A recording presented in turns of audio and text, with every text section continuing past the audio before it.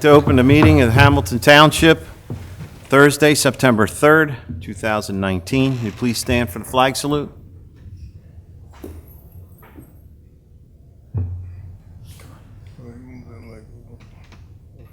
Ready? All right, thank you.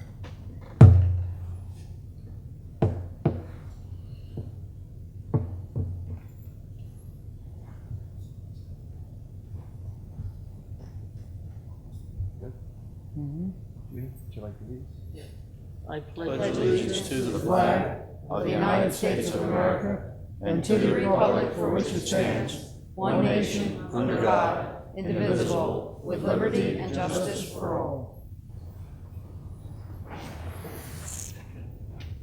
Adequate notice of this meeting has been provided pursuant to the New Jersey Open Public Meetings Law by posting a notice of this meeting on the bulletin board in the municipal building and by publication in the Press of Atlantic City on January the 10th, 2019, and the Atlantic County Record on January the 16th, 2019.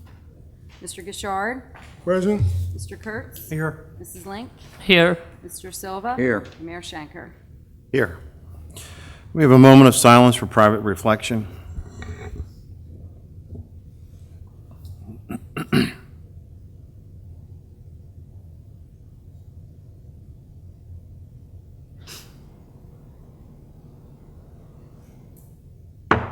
Thank you.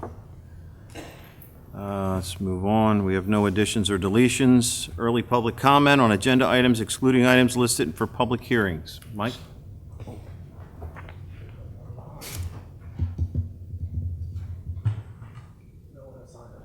Thank you.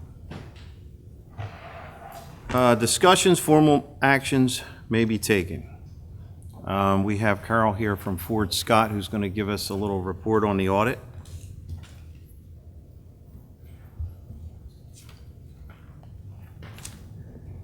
Good evening, everyone. Good evening. Good evening. Apologize for the lateness of presenting the audit to you this year. We're normally here usually April or May. Could you stand a little closer to the microphone? Thank you. Is that better? Yeah. The reason for the lateness this year is the state of New Jersey was, I'll say, delinquent late in providing us with some information related to other post-employment benefits. That information was needed for footnote disclosure and footnote disclosure only in your report. It had no impact on your financial statements, your balance sheet at all. That information, if you choose to look it over, starts on page 40 of your audit report. I'm happy to report that there were no findings or recommendations in this year's report.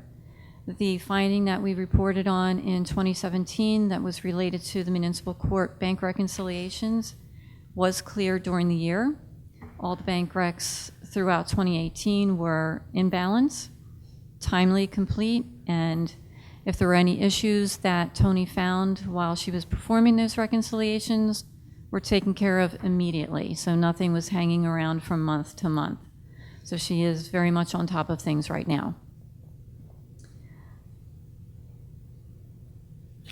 You ended the 2018 calendar year with approximately $6 million in fund balance, of which you used about 66% in your budget. It was about 3.9 million you used as anticipated revenue in your budget. Your 2019 budget is within your spending cap. It's within your tax levy cap. I do want to bring to your attention that as well, that you know, the net valuation tax bill has been decreasing over the past couple of years. Tax appeals, store closings.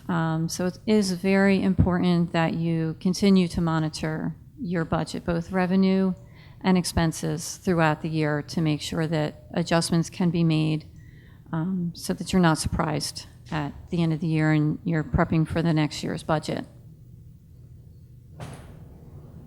In August, you closed on permanent financing. It was approximately $5 million. Your interest rate on that, I believe, was 1.86%. 0.49, I think. 0.49. Okay. better than I first thought. So that took care of permanently funding any bond anticipation notes that you had outstanding, as well as the improvement authorization you authorized earlier this year for various equipment purchases and improvements. They were pretty much the highlights that I had to go over in the audit, if anybody had questions. Do we have any questions? I think we're good.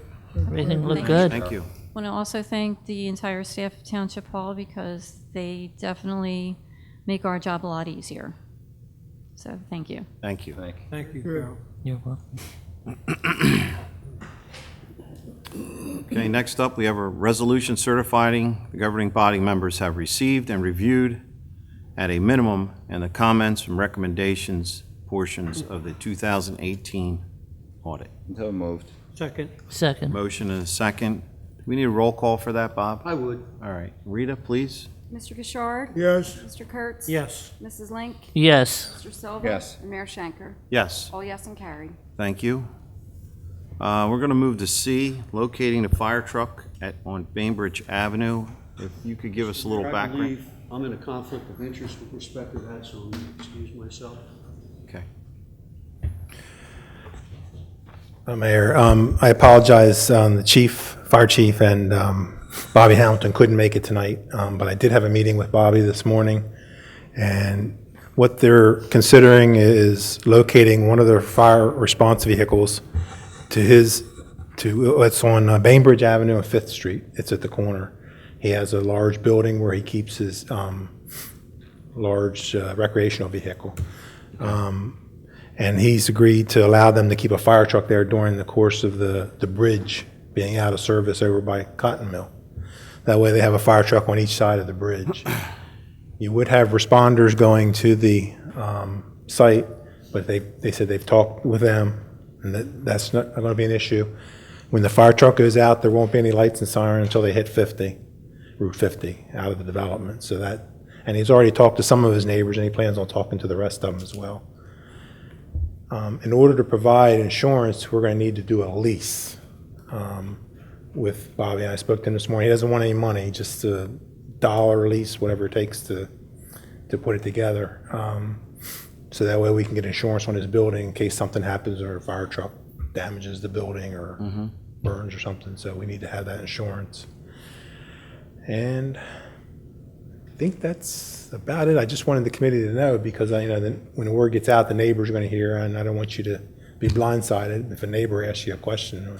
a question. You mentioned that he talked to his neighbors. Have we talked to his neighbors? No, we have not. Is that part of the plan?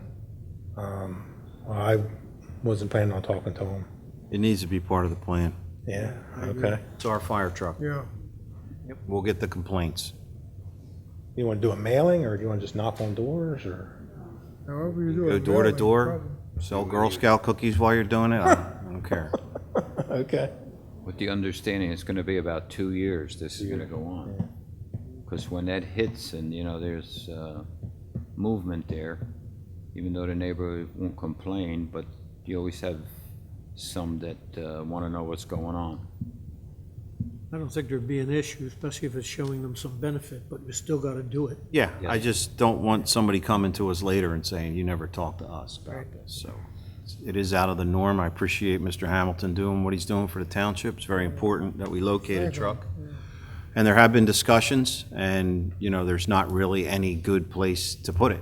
So this actually came as a welcome surprise and may help us out of a tough situation. So, Mike, do you see any or foresee any issue with the truck coming out of that area, Fifth and Bainbridge? Well, I don't, but I'm not really qualified, but the fire chief's looked at it, and he thinks it'd be fine. It comes out of a similar location now over at the Reliance. It's residential area that comes out onto the main street. So it's pretty similar setup to where they're at. It's just that it'd be new to the neighbors in this area for a couple years. I would take one of the officers, either the chief or someone with you when you knock Yeah. on the doors and talk to them, because it's better than over the phone. Yeah. This way they see, Okay. Okay. Okay? Anybody else have any questions? This is just something we can do. We don't have to vote on it. It's not anything that Well, we you have to do. vote on the lease. To authorize the alternate solicitor, Randy Lafferty, Okay, to draft a lease that provides for insurance Okay. coverage. Not just the vehicle, but for the building. so why don't we bring that back here when we have an okay from all the neighbors and it's all a nice, neat little package, Okay. and then we can vote it through. Okay. And Okay. as you said, we have the understanding and okay from the JIF, the insurance people? Well, we need to work with them once we get the lease so we can show them the I'll lease. look at it, But right. they're the ones that told us we need some type of ownership interest, like a lease. And we're not sure now at this point, given the information on the bridge, right, Steve? When is the time frame been moving closer to the time in which we can anticipate that that bridge is gonna be started? I have all that information. I Okay, great. could jump to it now, or I could. It's up to the mayor. And we can wait. The anticipation's killing me. I think we know, but, you know. Okay, anything else? Anybody? All right, so we'll wait for that to come back, and then we'll make a motion on it. There's no public hearings, no introduction of ordinances, awards and bids, contracts, and change orders. A, resolution awarding contract at a new laundry room at Public Works Garage, bid number 2019-08, to Capri Construction Company Incorporated for the amount not to exceed $77,627. So moved. Second. We have a motion and a second. Are there any questions? Hearing no questions. Rita, could you give me a roll call vote, please? Mr. Gishard? Yes. Mr. Kurtz? Yes. Mrs. Link? Yes. Mr. Silva? Yes. Mayor Schenker? Yes. All yes and carried. B, resolution authorizing the extension of the snow plowing services contract, bid number 2018-12, with Warner's Construction for a period of 10/1/19 to 4/30/20, for an amount not to exceed $50,000. Michael, Excuse me. were they the only ones that bid on this? That's it? They're the only ones that have bid last several times. Yeah. I'll move that. I'll second it. Motion is second. Are there any questions? Seeing no questions, Rita, can we have a roll call vote, please? Mr. Gishard? Yes. Mr. Kurtz? Yes. Mrs. Link? Yes. Mr. Silva? Yes. Mayor Schenker? Yes. Yes and carried. Consent agenda? I'll make a motion to approve the consent agenda items A through L. I'll second it. Yes. Can I have item I removed, please? Be voted on separately. Yes. Okay. I'll amend that motion then. I'll amend my second. to reflect the Amend the new- motion to remove I and for discussion. Okay. Are there any questions? All those signify by saying aye. Aye. Aye. All Aye. those opposed? The ayes have it. We'll move to item I, resolution to deny release of the Hanover Insurance Company bond BMYD 377542 in the amount of $51,317, posted as a 2-year maintenance guarantee for the reforestation plan contract bid number 2, bid 2017-02, Corolla Brothers Landscaping Incorporated. Due to incomplete punch list items as recommended by engineer Robert Smith in his correspondence dated 8/28/19. Mr. Mayor, the reason I asked that this be removed is that these maintenance bonds have a finite term, unlike performance bonds. And we've had this situation already, we're in suit in another case. There's no black letter law that says you have to file suit before the bond expires, but I think you should, and we have done that as a matter of practice on maintenance bonds. So I'm asking that that resolution not only authorize me to put them on notice, but to, if necessary, file suit before the expiration of the bond, which I'm told comes in the end of September. So hopefully I can report back at the next meeting, and that's not necessary. There has been some positive indication to our engineer that they intend to complete the contract, but our duty is to take action under the bond before it expires. So my recommendation is that the resolution not only authorize me to place them on notice, but also, if necessary, to file suit before the bond period ends. Are they willing to replace all the trees that died and that they need to have in They have made a place? statement to our engineer in that respect, but from the legal perspective, that's just a verbal statement. They haven't done anything, is what you're saying. Well, they need time. I guess the weather is an issue, the timing is an issue. And water's an issue. They didn't water them very much last time they planted them either. Well, whatever needs to be replaced is going to be replaced, either through the bonding company or through the company. And, but we have positive indication that they're willing to do that, but I can't allow you not to exercise your rights under the bond. Is there a possibility that we'll have an issue with the bond coming through and get paid for that, or? Well, there's always a possibility, but so far we've been very successful in Tavistock and in other places. So I haven't studied the bond yet because I just got the agenda and I just became aware of this now. So I don't foresee any problems. And if this is a bond that I reviewed 2 years ago, I approved it as to form and substance, so I don't see it to be a problem. So I move I, as amended by the solicitor, it's a resolution to deny release of the Hannibal Insurance Company bond. And We need a motion that will allow him to take action and suit if necessary before this expires, correct? correct. But Is there, not voting on the 95%, right?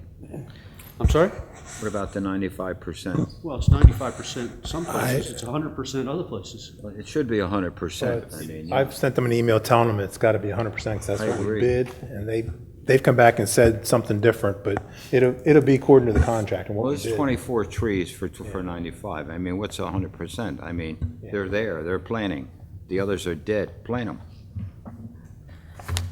is there a stipulation of how big these trees have to be? Because if they're huge, they do require a lot of water when they're starting to, you know, I think they're about 6 foot, 5, 6 foot, but Six. it's in the bid spec. and so they have to, they're responsible for watering them. I know when I've They're had, responsible for the survival. Yeah. well, the survival, then they're on the responsible for watering them. My hope, Judy, is to have them agree to extend the bond. That gives them breathing room to do what they said they're going to do. Okay. It gives us the protection. Okay. But I think you have a motion on the floor. We do. Was it seconded? No. No. No, I'll second it. Are there any questions? Hearing no questions, I guess the voice vote's fine. All those in favor signify by saying aye. Aye. All those opposed? The ayes have it. Number 8, personnel. A, resolution appointing municipal alliance regular meeting vacancy, 1-year term expiring June 30th, 2020. So moved. Second. Second. We have a motion and second. Are there any questions? Hearing no questions, all those in favor signify by saying aye. Aye. Aye. Aye. Opposed? The ayes have it. Was there a name? Yeah, Melanie. Melanie Macklear. That's the name? I didn't hear you say I'm the name. sorry. I'm sorry. Yeah, Could we yeah. do Stop. that- Could we do that over, please? Sure. Anything worth doing once is worth doing again.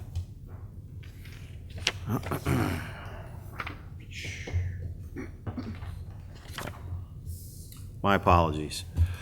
Let's try this again. Resolution appointing Municipal Alliance regular member vacancy, 1-year term expiring June 30th, 2020.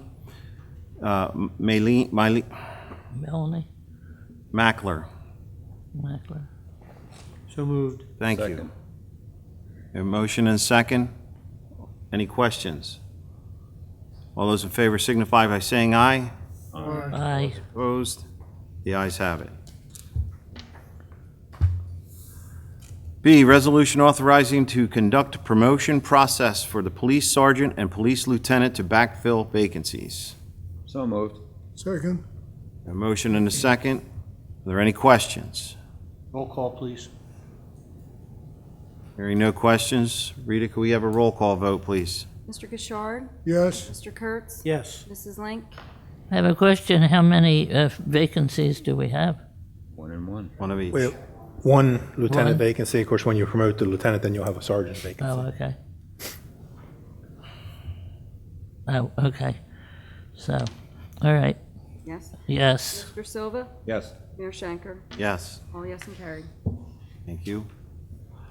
9, approvals. A, minutes, regular meeting, 8/19/19. So moved. Second. Second. Motion and second. Are there any questions? Hearing no questions, all those in favor signify by saying aye. Aye. Aye. All those opposed, the ayes have it. B, minutes, executive session, 8/19/19. So moved. Second. We have a motion and a second. Are there any questions? Rita, can we get a roll call vote, please? Mr. Gishard? Yes. Mr. Kurtz? Yes. Mrs. Link? Yes. Mr. Silva? Yes. Mayor Shanker? All Yes. yes and carried. Thank you. C, payroll and bills, $4,403,417.87. So moved. Second. We have a motion and a second. Are there any questions? Hearing no questions, Rita, can we get a roll call vote? Mr. Gishard? Yes. Mr. Kurtz? Yes. Mrs. Link? Yes. Mr. Silva? Yes. Mayor Shanker? Yes. All yes and carried. Thank you. Number 10, we'll move to reports. Mr. Administrator. Nothing to add. Mr. Solicitor. Nothing? Yeah. Mr. Engineer. Mayor and committee, I want to discuss a few items. First are the bridges. I'm going to go a little bit out of order of my report. First, I want to talk about Old Egg Harbor Road Bridge. As everybody knows, it's a public works project for the county. The county went in, they removed the bridge, and they realized some of the piling was in pretty bad shape. There's 8 piles total out there. They have recently signed a contract with a pile driving company. They're going to install 10 piles. They've been meeting and discussing with Atlantic City Electric. There was a follow-up meeting today at 1 o'clock out at the bridge. The Atlantic Electric needs to de-energize the power across that bridge area. And county was told today, Atlantic Electric will not de-energize for 2 more weeks. Because of the storm, they've sent a lot of their personnel down south. So for 2 weeks, nothing will occur out there. In 2 weeks, the county will de-energize, and there's some type of switch that they need to put in place. Following that 2 weeks, the pile driving contractor will go in, and within a few days, we'll have their piles, a total of 10 piles are going to be installed. So that takes us to about, best case, October 1st. The county will take about 4 to 6 weeks to complete the bridge, foreseeing no other issues. So that takes us to about the first or second week of November. So best case is sometime the very beginning of November, first or second week is when that bridge is going to be completed. And there won't be any, would it cause any interference with the plans for the Halloween parade? No, that's the Old Egg Harbor Bridge, but I'll get to the Cotton Mill Bridge in Oh, a I got second. you. There's Okay, some little thanks. delay on that too, but a couple other things I want to mention on Old Egg Harbor Bridge. It's been suggested that we make sure they take a look at any tree limbs or branches. I keep reminding them that they keep that cleaned up, keep that free, keep the water flowing. And the other thing that they reported to me is that there's going to be monitoring, the pile vibration monitoring is now going to occur out there. You have a couple of houses close by, and the MUA recommended it also because there's some of their utility services. They just have to get permission from the landowners there Yes, to do that? yes. These piles shouldn't be that deep, are they? They're not that deep, no. No. It should go quick. I haven't gotten an answer as to whether they have to drive piles on one side and then go around and drive them on the other, but they're saying it could be as quick as a couple of days. They're going to drive them right alongside the piles that are deteriorated. Oh, they're not going to remove them at all. They're not. Just going to go right in front of them because they're right next to you, right? Right, and everything else is sort of drilled and prefabricated so that they figured out if they drive them right next to where the piles are, that it shouldn't alter anything else. Right. Cotton Mill Bridge, the question was asked to me at the last committee meeting, what the in-water restrictions, and I double-checked that. It's from April 1st to June 30th. The county engineer is still going through review of their specifications. The county legal department is looking at the labor portion of the specifications, so it's kind of held up there. The county's confident that they're going to complete all of the in-water work prior to the April 1st deadline. I was emailed recently a couple of questions regarding this bridge from a resident, and the questions were along the lines of, there's a number of residents that are adjacent to this bridge, and the questions that I've been asked are those easements in place? When the county did supply me with a set of construction drawings, there's some construction easements and I checked with the county. Those easements, although they're not all formalized and finalized with the residents, some of the residents have accepted those easements. They've agreed to the easements. Some residents were paid for some of those easements. There's one person out there that the county has to deal with the mortgage company, so that needs to get finalized. But the county's confident that when they get the go-ahead legally, they'll be able to do the work within those easements. Another question I was asked is how much money will this bridge cost and who's paying for it? And the bridge is estimated at $6.5 million, and the money is coming from NJDOT grants and bonds. Once the project goes out to bid, it's going to be about 2.5 months till contracts are in hand. So if you do the math on that, that pushes us at best well into November. So no effect on Election Day, no effect on the Halloween parade. So the project just seems to be getting pushed back pretty much every time I call the county. All right, that's the update on those two bridges.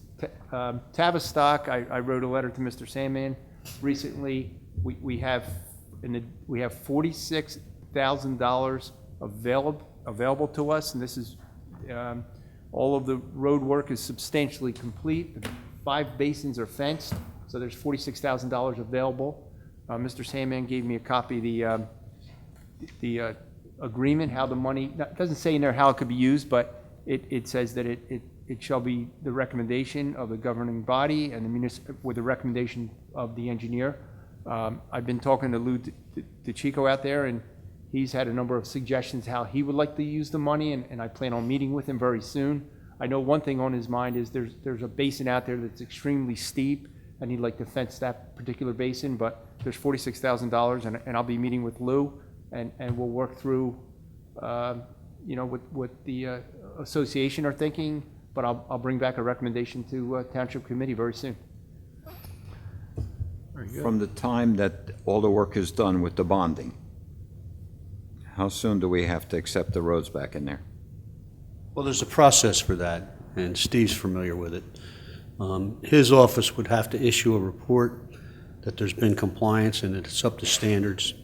And then it would come to you for a formal ordinance in the form of a dedication ordinance. So that's going to be the process.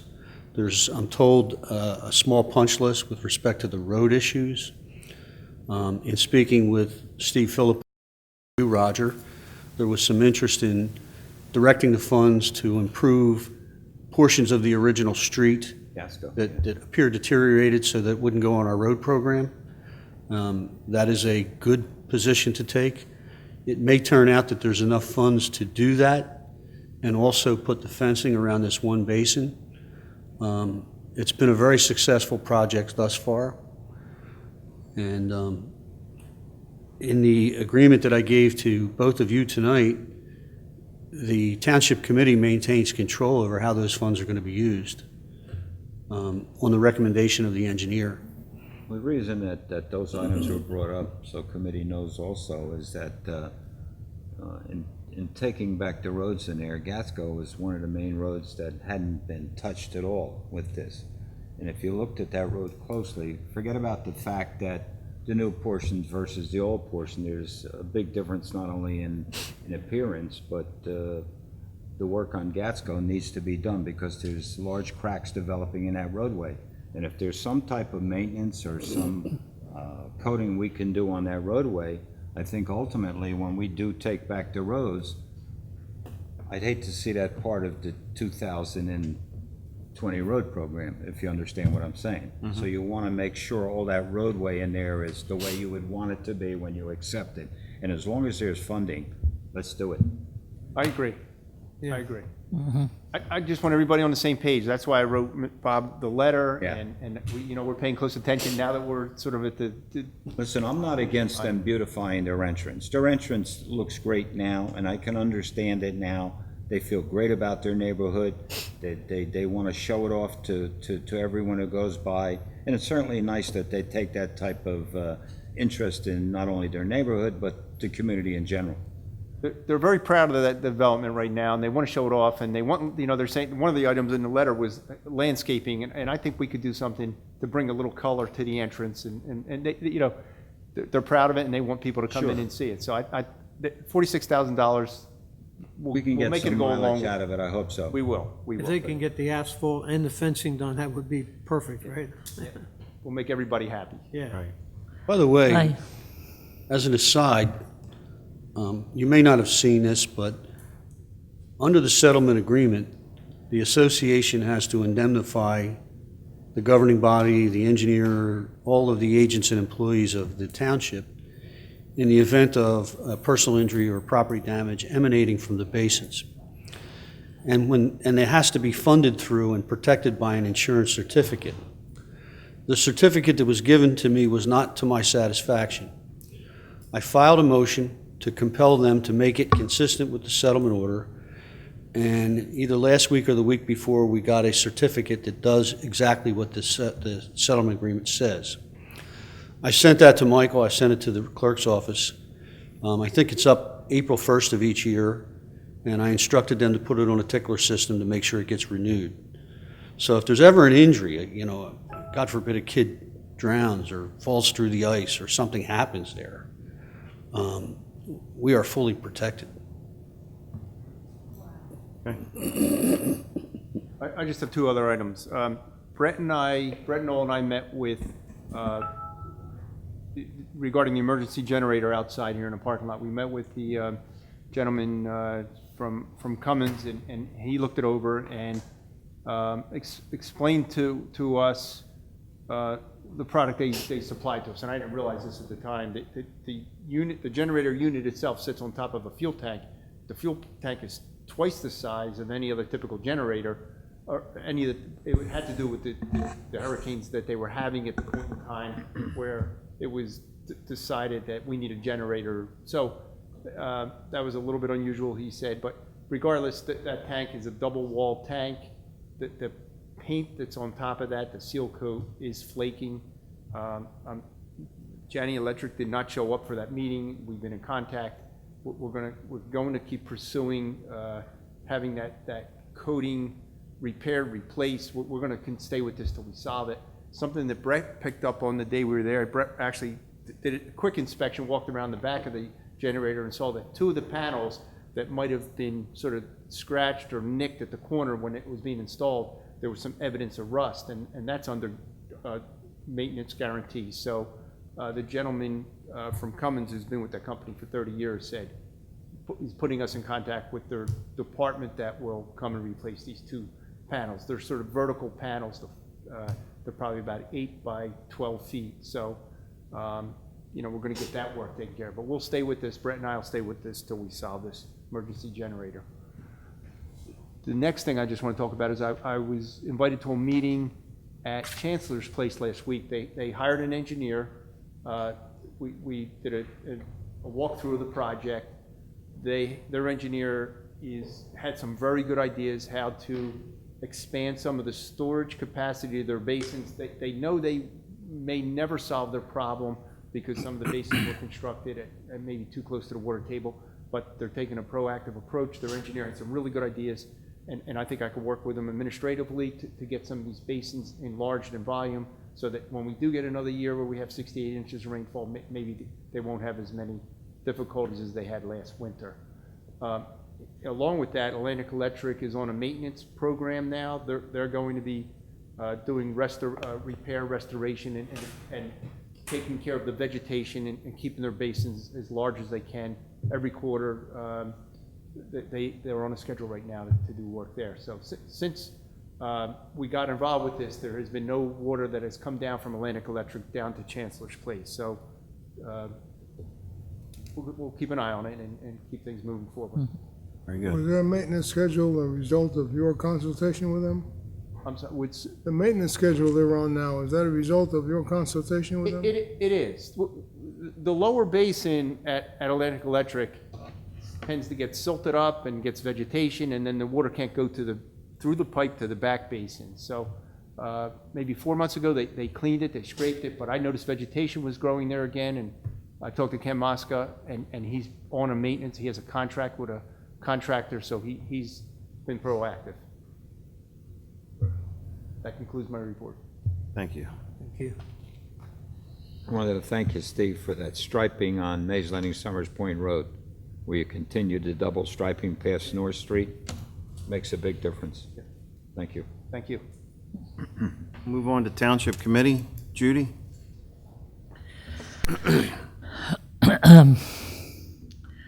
I know that there is an issue with the kids going back to school because Hess was behind schedule in getting the work done there, which the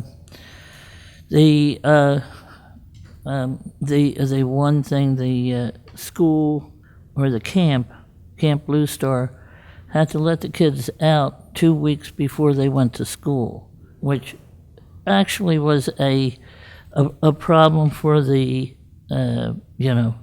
the parents in this area to find some activities for them to do.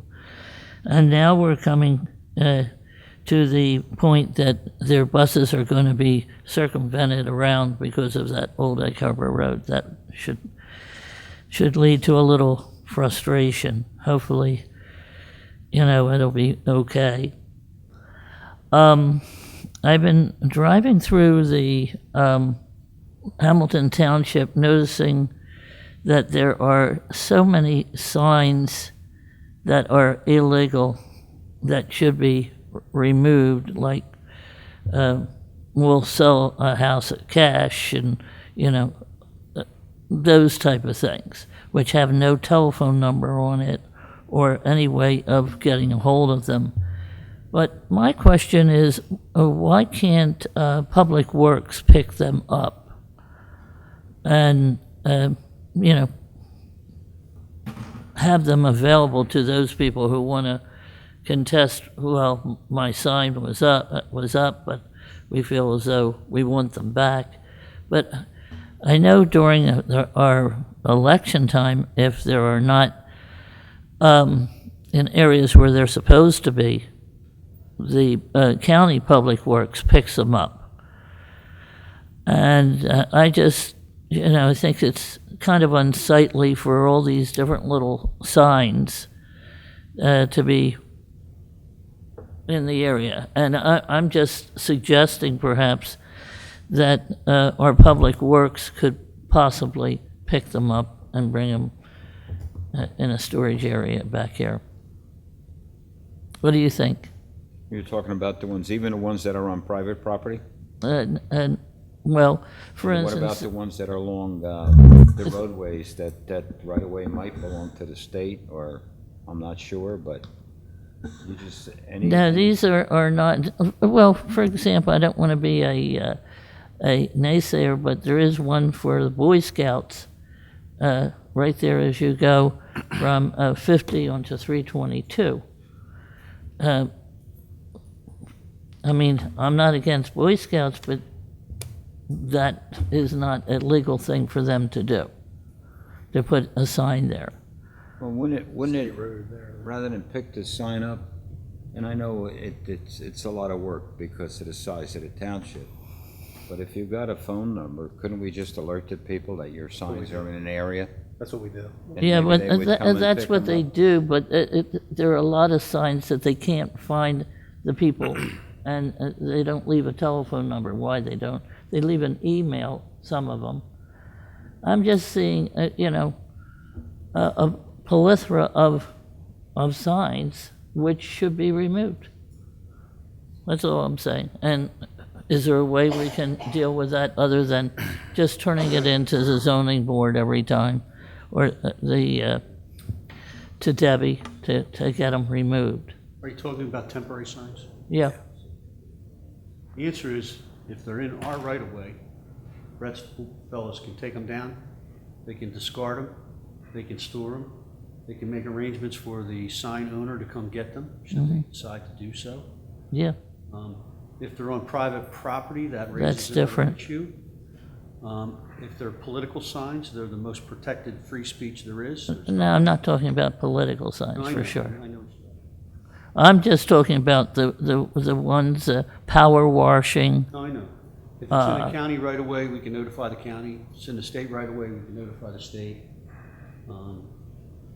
We have authority to take them out of our property, and we have the authority to enforce our ordinances as written, as it relates to temporary signs.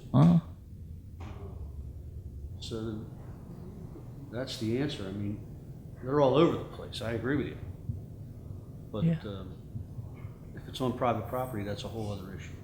Yeah, if they're on private property, who asks if they're on private property? Who says, well, you can't take them down on private property? You almost have to get a survey in most cases where the right-of-way stops and where the private property starts. So, I mean, that's They just part of might the put them problem. on private property, which I've seen them do, and not ask permission. Yeah. It's not a overwhelming position, but it does make our community look junky. And that's it. Thank you, Judy. John? The point I was making, Steve, on when I talked about the Halloween parade in Old Egg Harbor Road is it would affect, I knew that the other end is going to be open and we're going to be able to go ahead with the parade, but the traffic coming east on 40 will not be able to make that right because of the bridge on Old Egg Harbor Road, and a lot of them utilize that to get out of get up onto 50 because they couldn't use Main Street. So I'm just thinking that would it cause us any grief there? It's going to happen, obviously, but maybe we have to consider that a little bit because they're going to force more traffic into Farragut and the other streets, and that's where the parade is going to turn to end. So my thinking was a lot of people use that Old Egg Harbor Road to get out, to go out into 50, and now they won't be able to do that. So I just want to consider that a little bit. I didn't get it when you first said it, but I get it clear now. I really get it. So Yeah. I'm going to call the county tomorrow and have another conversation about completion date again. Yeah. Well, I know that the parade people meet with the police department and discuss a route and barriers and, detours, but it's just something we got to think about because it's already a heavy situation, but we're going to have to kind of look into how to move that traffic a little bit better. And the other thing is we have two events coming up. Mays Landing Merchants Association is doing their wine festival on the 21st and 22nd of September, and also Art in the Park done by the Historical Society is on the 21st and 22nd. So we got some things happening right in the middle of town that weekend. I hope everybody takes advantage of getting out and attending. We have the two principals of the Mays Landing Merchants Association sitting in the audience tonight. Hopefully at public comment they might be able to shed some light on the how the wine festival is moving along. And that's all I have, Mayor. Very good, John. Thank you. Roger? Thank you. I was pleased to see that the scoreboard's up and running at Underhill, and also that the fencing is almost complete around the football field. Very good. I know we waited a while to get them, but it's going to make a big difference keeping the crowds back off the field when there's something exciting happening. Just a reminder to everybody, Wednesday, the 9/11 ceremony will be held starting at 7 p.m. And this year, in the event of rain, the alternate site will be the Davies Cafeteria. Chief Sambrone sent an email out to all the committee with a long wording letter to speak about Hunter, the canine dog of Sergeant Nicole Nelson that passed. It's a great animal. It served honorably for 10 years with Sergeant Nicole Nelson, had 8 commendations, 22 letters of appreciation. Everybody always knew her, and when she came to schools and put on the show, and even out back here at National Night Out, I mean, a lot of times we just look at the animals and we know they do a great job, but it's like another police officer in a car with those that take that responsibility to be a canine officer. I know I used to tell everyone we were fortunate we had 3 canine officers in this town, so I think we'll miss Hunter, and I just wanted everyone to remember that we have some great canine officers, and their assistants or their handlers are very proud of the animals that they work with, so we're going to miss them. That's it, Mayor. Thank you, Roger. Rodney? Well, I guess I've been watching the news over the past couple of weeks, as well as many of you have. And I want to be thankful that we're not going to be hit by the storm, at least not in a serious way. And we've avoided all the gun violence, or much of it, so far. I think we're thankful for that and hope that continues. Also wanted to point out we have an organization called Volunteers in Medicine, and they serve people that can't afford the medical care. And they have a list of people they've served. It's pretty comprehensive. So when you hear that name, VIM, or Volunteers in Medicine, consider giving them a contribution, which they're trying to collect. That's all I have. Thank you. Thank you, Rodney. I'd just like to, like Roger, thank Reverend Ash and the 9/11 committee for the ceremony that they're going to do next week. It's one of the, unfortunately, it's not a highlight of the year, but it's a great thing that we do year in and year out, and we never forget what happened on that day and the people that lost and sacrificed so much. That's all I have. I'd like to open up the public committee, or public comment, excuse me. Anybody in the public like to speak?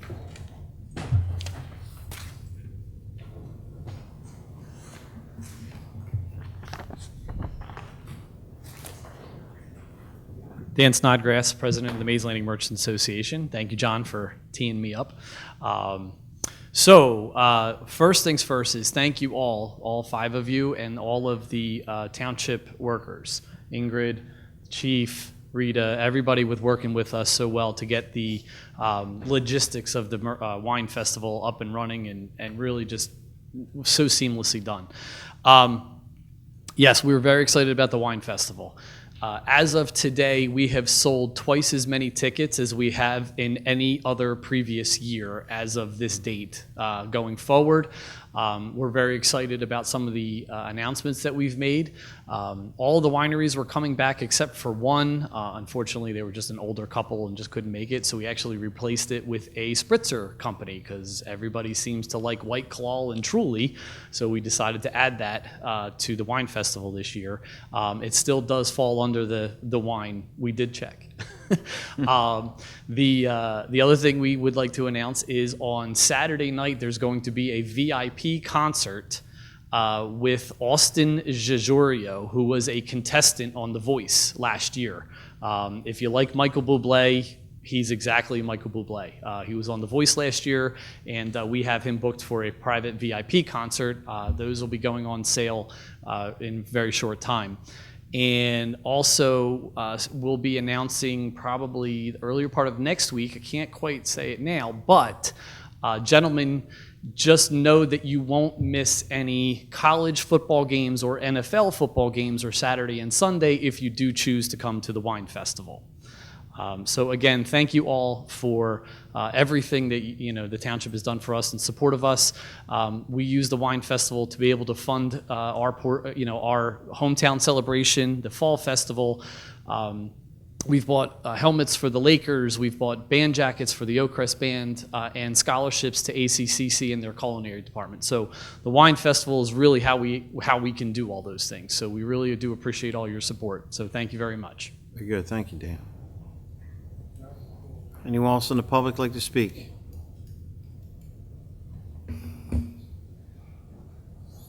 Good evening. Mr. Sandman was to give a report at the last meeting on 7th Street. I questioned it on August 5th.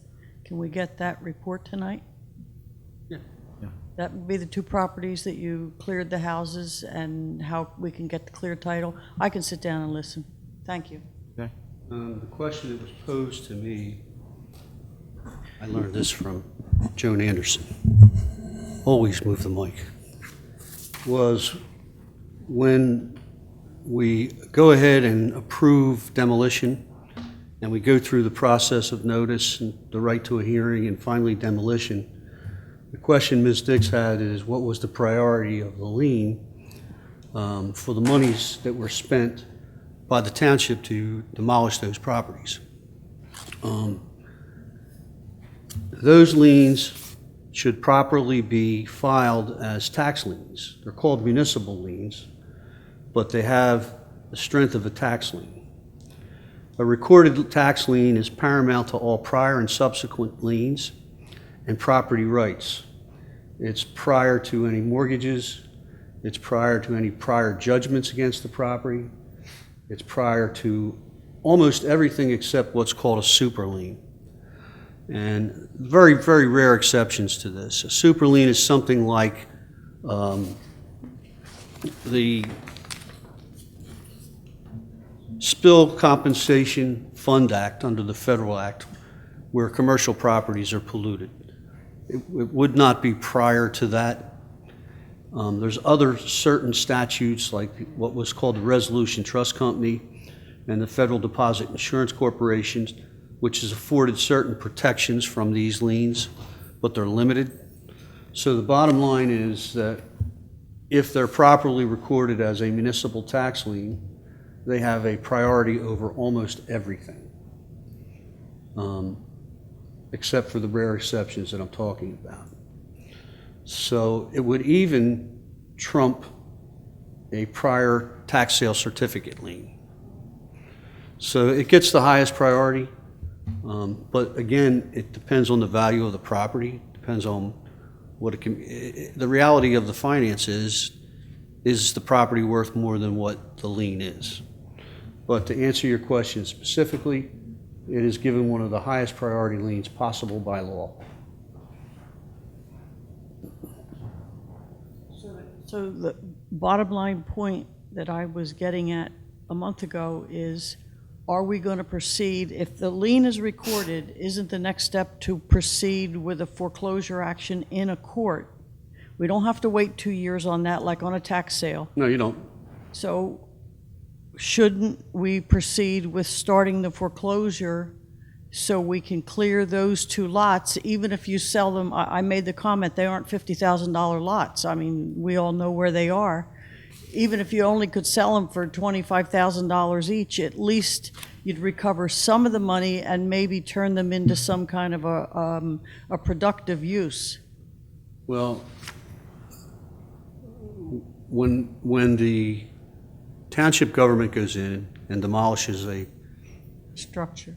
any structure, but particularly a dangerous one for public, and there's a certificate that has to be issued certifying the amounts that were spent with respect to that. And according to the statute, that goes either to the assessor or some other authorized agent. I believe here it goes to the collector. Tax collector. Right. It doesn't ever come to me. So the collector or the assessor, whomever it goes to, would then begin to process the lien. So if the lien is processed as a tax lien, it's called a municipal lien in the statute, and the governing body would authorize me to proceed, then I would foreclose that lien. So if the document was given to assessor or collector, would that get recorded the way a municipal tax sale where we retained, because nobody bought it at tax sale, we record those liens or we do not record those liens? Now that I'm should. saying it out loud, I don't think we do. I can't answer whether they were. I don't think we spend that kind of money for the number of liens we hold after a tax sale in March. I think we don't pay to record all those liens. It's very costly. Well, no, tax sales, if there's a purchaser of the tax sale certificate, They record it. then we're made whole. Right. If there is not a purchaser of the tax sale certificate, it goes hold. into the in rem process, which is filed every year, and results in a judgment in favor of the township by way of getting title to the property ultimately. This is different, Correct. I agree. okay? So this is a, quote, municipal lien, and you don't have to do the wait that you'd have to do for a tax sale certificate. If you purchase one, you got to wait 2 years. If it goes back to the township, you got to wait 6 months. Okay, this is a lien upon recordation. So if adjacent owners are interested, would that, when you foreclose and the deed is now in the name of Township of Hamilton, would adjacent owners, if interested, notify the same way we do any other land sale where an adjacent owner is like a priority purchaser? No. It still goes through a public bidding and stuff, I would think. It would go in accordance with the Local Lands and Buildings Act, and it would be a sale. It's different than vacation of a street where each of the adjoining I owners. didn't mean that they'd get it for free or anything. I meant, would No, they I get a know. priority to buy it because it's an adjacent owner? I don't think so. I think it would go according to the Local Lands and Buildings Act. So it would be advertised and sold to the public. All right. Wayne Choice isn't here to hear the answer tonight. I'll have to, because he started it a month ago, and that's when I followed up with the questions I had. The difference is in an in rem foreclosure action, when I file the judgment in rem foreclosure and the period of redemption expires, the township automatically becomes the fee owner of that property by virtue of the in rem foreclosure process. This is different, Good. okay? This is a very different scenario, and it may require an in personam foreclosure, but I'm not 100% sure of that. I've never done one in the 20-some years that I've been a solicitor here. Time to start. Well, I don't disagree.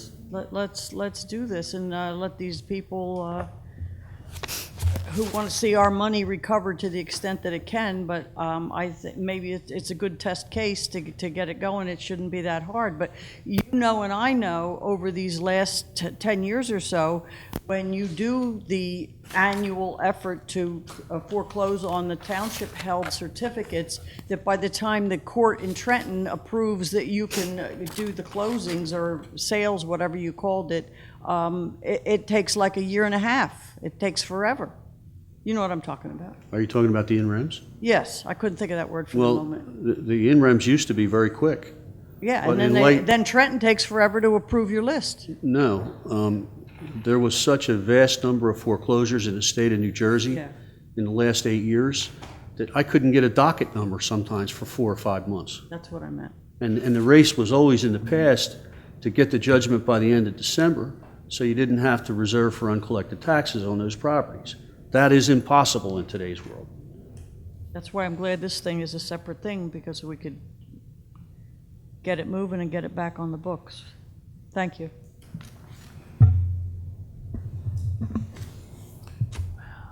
Anyone else in the public like to speak? Move to close the public portion. Second. Your motion is seconded, close the public portion. All those in favor signify by saying aye. Aye. All those opposed, the ayes have it. Motion for adjournment. Motion?